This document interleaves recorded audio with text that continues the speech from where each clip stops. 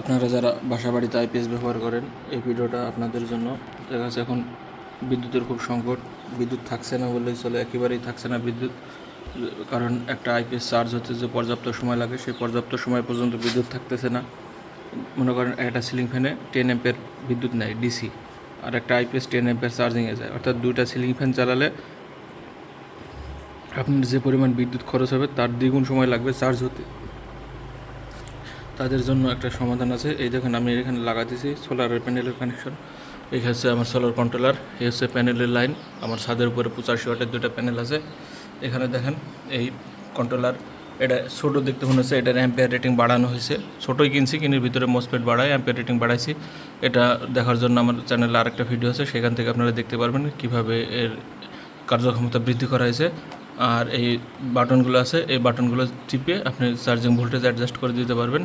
তাহলে আপনার ব্যাটারি গরম হবে না, এটা চার্জিং ফিক্সড হয়ে যাবে। আর এটা লাগানোর সময় আগে ব্যাটারি কানেকশন লাগাবেন, তারপর প্যানেলের কানেকশন লাগাবেন, দিয়ে আউটপুট কানেকশনটা সরাসরি ব্যাটারিতে দেবেন। এর সুবিধা কী হবে, দিনের বেলায় যখন সূর্য থাকবে, সূর্যের আলো থেকে আপনার ব্যাটারি অতিরিক্ত চার্জ করে দেবে। অতিরিক্ত বলতে আপনার তো সাফিসিয়েন্ট বিদ্যুৎ পাচ্ছেন না, যে সময় পর্যন্ত লাগবে ব্যাটারি চার্জ হতে সেই সময় পর্যন্ত তো আপনি বিদ্যুৎই পাচ্ছেন না। তাহলে ওই যে ব্যাটারিতে ঘাটতি থাকছে, সেই ঘাটতিটাই পূরণ করে দেবে চার্জ দিয়ে। এই জন্য আপনারা এইভাবে সোলার প্যানেল ব্যবহার করতে পারেন। তাহলে আপনার হাইব্রিড ইনভার্টার কিনে অযথা খরচ বাড়ানো লাগবে না, এতে আপনি সাপোর্ট পাবেন, অল্পতেই হয়ে যাবে একদম। এইভাবে আমি চালাচ্ছি এবং খুব সুন্দর চলতেছে আমার।